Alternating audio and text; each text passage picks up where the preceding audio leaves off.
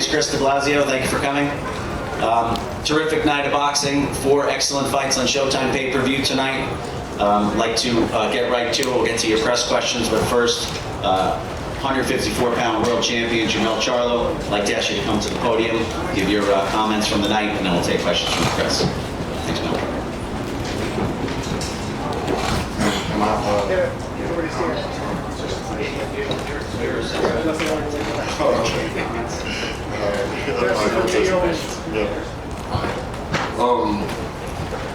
Shit, what a night, you know.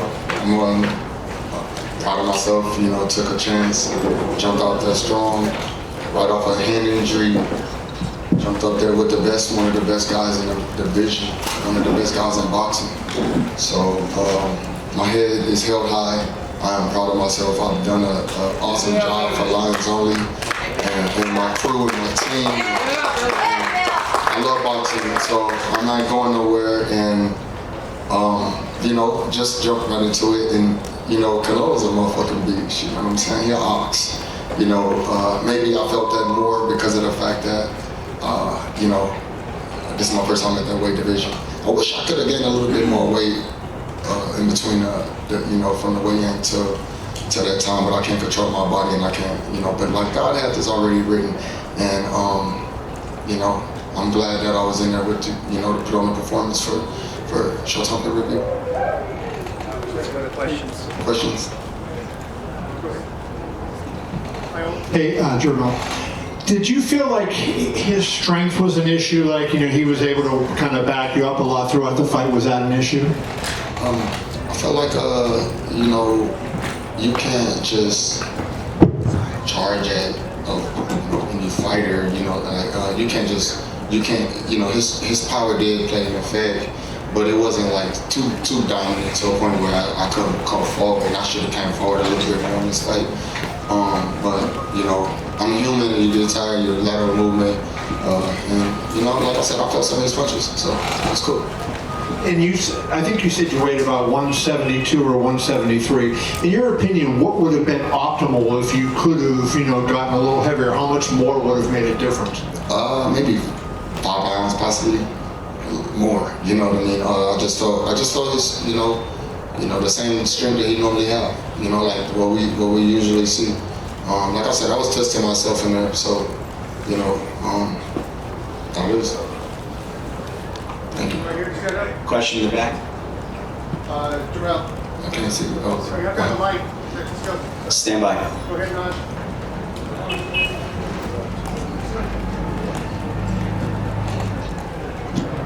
Yo, Mel, what's up, brother? Congratulations on just, you know, being a part of this big event. In the 7th round, you got hit with a big shot, and you didn't initially go down. It looked like you took a knee. I kind of wanted to know what, in that moment, like, was it, you know, you got stung and you were trying to clear your head? What happened in that moment for you? Yeah, you know, like that was like my true first time, like, you know, feeling, you know, like a woozy shot. You know what I mean? Like I'm the one always giving it, and so. Yeah, I knew best. I watched boxing and been a part of it so long that, you know, if I would have just jumped out there, I'd have kind of embarrassed myself. So, you know, or she could have been different. But I was smart enough to regroup, recover, and I recovered really fast. Probably could have stayed up or whatever, but I'd have just been fighting, trying to clear my head and still get down here in shots. Were you really hurt that moment? You came back and you threw a hook right after that seemed to land pretty good. You feel like you were still in the moment, like you were fine after that moment? Correct. Yeah, I was good. You know, I get back up. If nothing, I got my eyes back up. You know, get back up and continue to fight.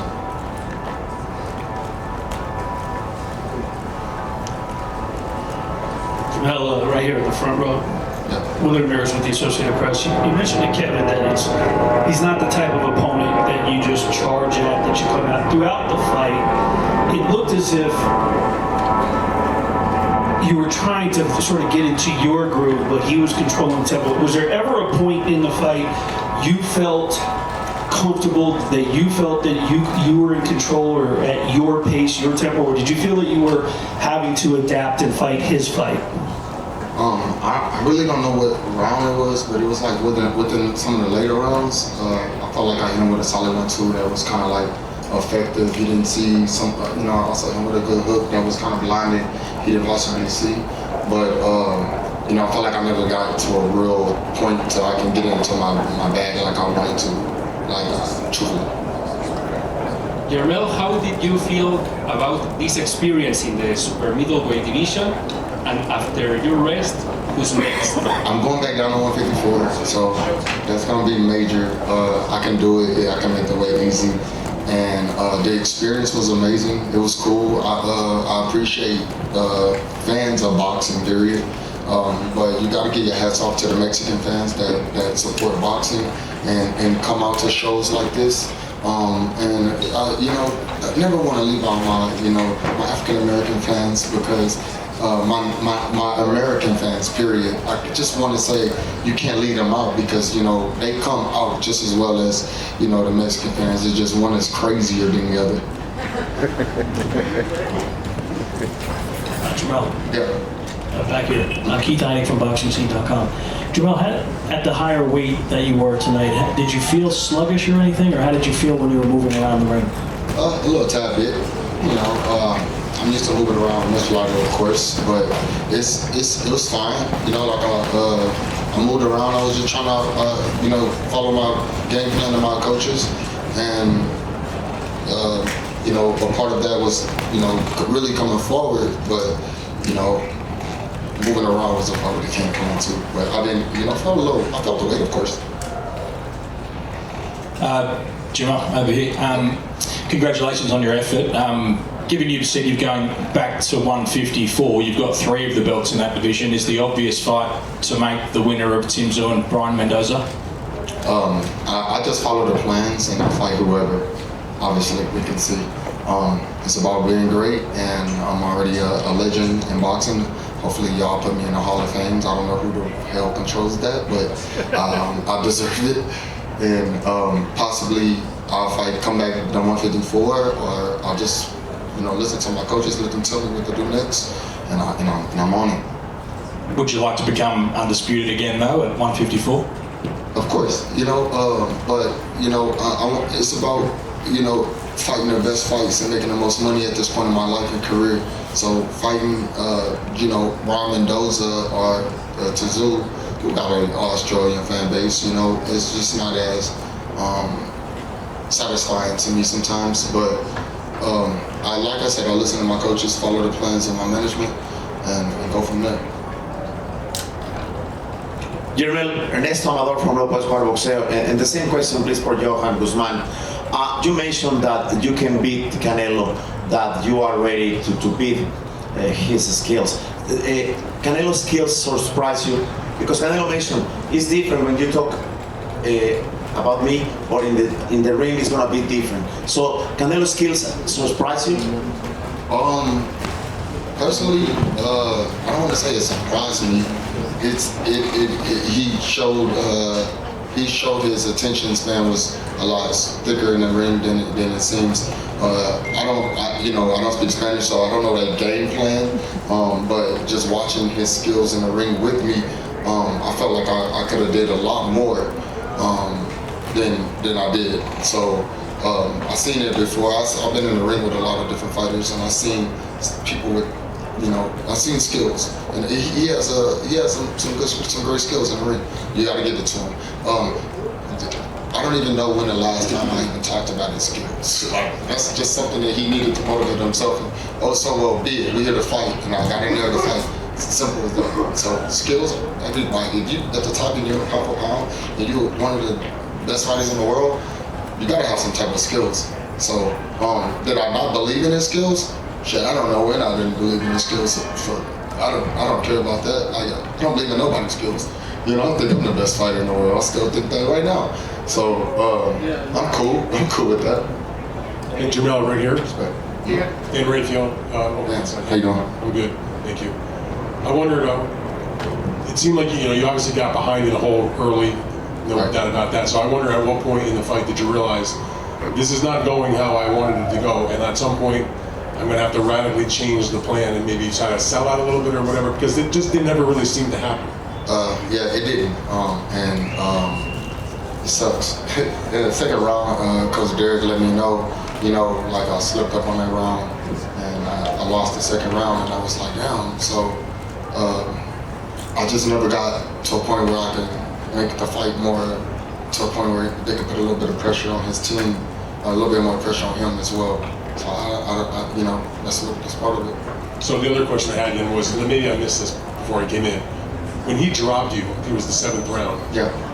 What kind of power did he have, and did that make you reticent to try to sell out the rest of the fight because you might get caught with something huge coming back? Nah, I don't know what you mean by sell out. Just like go for it, you know, not wildly and recklessly, but you know, just go do what you can do and try to really just pick up the pace. No sellout period whatsoever. It was just about continuing to just fight the way you fight and try to optimize everything that the coaches say and hurry up and get it done. And so it was a flash. It was like a shot I didn't see, you know. And I regrouped myself. I gave myself a chance to regroup, but I thought like, okay, now we got to go back and win the next few rounds because I know when you know it's an 18 round. Thank you. Jermell, over here. I can't. Muhammad Mubarak with EURweb.com. Hello, Mom. Throughout the fight, it seemed to be a habit that he had of putting you in a headlock and trying to get rough with you. Did it bother you anytime, any of those tactics? No, not at all. I don't think so. I do remember the headlock a few times. Matter of fact, every time I kind of got in that position, I felt that, you know, he's a clever fighter. Do you think that maybe if you were a little more aggressive throughout the fight, I can steal that from him in the future? Or do you think that you could have been more aggressive than you were throughout the fight? I could have, yeah. I could have been more aggressive, honestly. Jermell, to your right. Yeah. Francisco Salazar, Ring Magazine. One of the game plans that Al Bernstein focused on for Canelo was getting off the ring. Do you think that maybe that was one component that maybe worked against you, that he cut off the ring more quicker, more sooner than you expected him to? No, I actually thought that, I mean, you're from Ring Magazine, you know, boxing, when you're in a square circle, I felt like I was rotating pretty well, getting around, and I was able to catch a lot of shots with my gloves. So I did rotate well. It was just about, you know, my attack when it came down to after I rotated and got out of the shot, you know, or blocked the shot. My return was my issue, and my aggressiveness of going forward. Thank you. Yeah. Time for just 2 more, then we'll let Jermell. Jermell Charlo. Stephen Cudeno, Carolina Sportsman. Congratulations on a great performance, great effort. Could you clarify what's going on with the WBO? I know you were going to be undisputed for this fight. They said they were going to ship you afterwards. Just what's going on? Is the WBO in the room at all? Is there any representative for the WBO?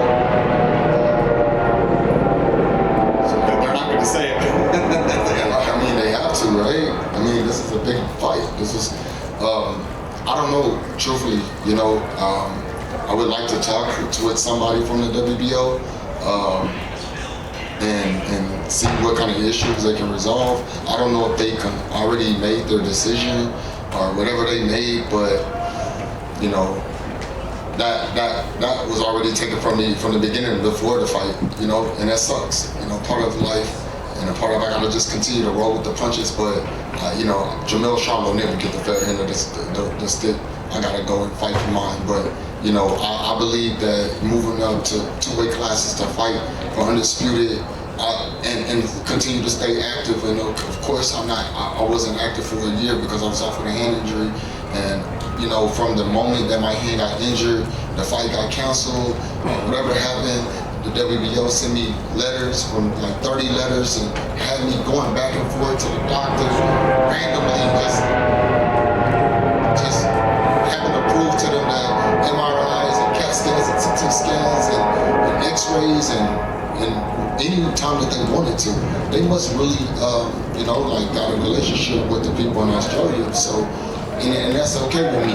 And I just gotta continue to be a champion and continue to fight and you know, bars none. Put my heart on the line every time I get in there. Jermell, Oh, Lance Bugmeyer, PPV.com. I wanted to ask you, I know you talked about this in the ring, Terence Crawford, does that make all the sense in the world for your next fight? yeah, you know, Terence Crawford could be on the radar. I think he already probably been on Twitter, you know, like lip wrestling with the internet, just to get some clout, some fans, and it's fine, you know. But you know, he's a champion. He's great at what he do, and you know, my brother Earl got to get it on with him. Earl won his lip back, so that's what boxing is about. So for the next few years, or in due time, you guys will be completely entertained. And maybe I'll talk a little bit more shit, because that's what y'all want from me. Because Terence Crawford is talking shit, so they're gonna bring out a different animal in me, but I don't know which animal.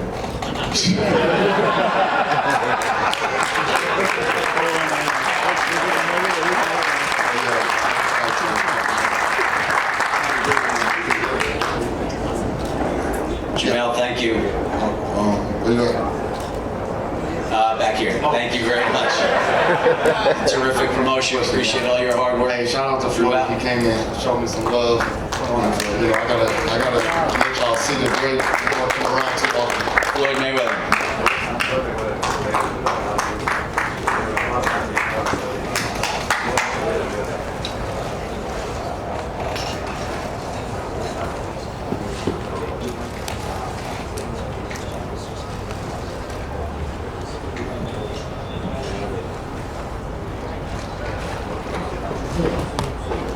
All right, I guess I'm out. Lions only for life.